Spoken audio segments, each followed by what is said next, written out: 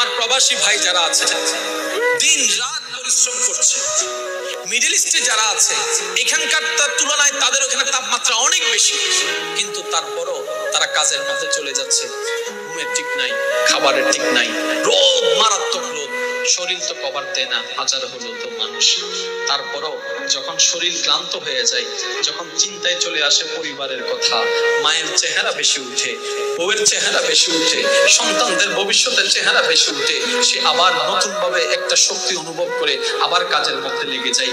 ঘামের পর ঘাম পড়ছে, খাবারের কোনো ঠিক নাই, পানির কোনো ঠিক নাই। ও ভাই, এত করছো কেন, এত কষ্ট কেন সহ্য করছো?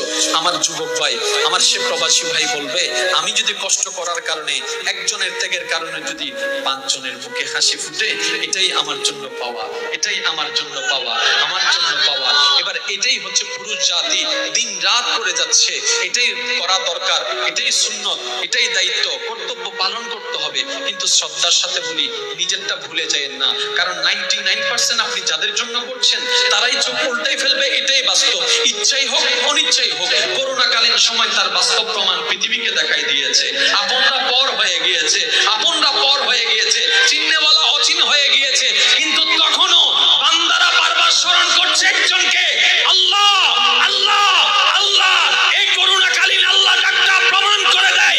আল্লাহ পাক বলে, এবার তো বুঝ, তোর আপন কেউ নাই, আমি রব ছাড়া, তোর নবী মুস্তাফা ছাড়া। নিজের কোনো চাওয়া পাওয়া থাকতে নেই, শুধুমাত্র পরিবারকে হ্যাপি রাখার জন্যই নিজের দেশ ছেড়ে অন্য দেশে পাড়ি জমাতে হয়। হ্যাঁ, এটাই প্রবাস। পরিবারের সচলতা ফিরিয়ে আনার জন্য হাড় ভাঙা পরিশ্রম করতে হয়, তাও এমন একটা জায়গায় যেখানে ভাই বোন, মা বাবা, আত্মীয় স্বজন কোনো মানুষ থাকে না। অসুস্থ হলেও দেখার মতো কেউ নেই। যে যত্নটা একান্তই নিজের। এরপরে সময় মতো পরিবারের টাকা দিতে না পারলে কত কথাই না শুনতে হয়। দিন শেষে প্রিয় মানুষের সাথে মানুষটাই করে। এমন অনেক মানুষ আছে যারা সময় মতো দেশে ফিরতে না পারার কারণে তার প্রিয় মানুষটিকে হারিয়েছে, অন্যের হয়ে যেতে দেখেছে। এই কষ্টগুলো তার একান্তই নিজের, শেয়ার করার মতো কোনো মানুষ পায় না। এরপরেও মাসের শেষে তাকে বলা হবে, এই মাসে একটু বেশি করে টাকা পাঠাতে পারবে? কেউ এটা বলে না। বাবা, তুই সেখানে ভালো আছিস তো? আমাদের সম্মান করা উচিত সেই সব মানুষদের যাদের হাড় ভাঙা পরিশ্রমে একটা পরিবারের সচ্ছলতা ফিরে পায়, যাদের কষ্টগুলো সবসময় লুকানো থাকে, যাদের কারণে দেশ উন্নয়নের দিকে যায়।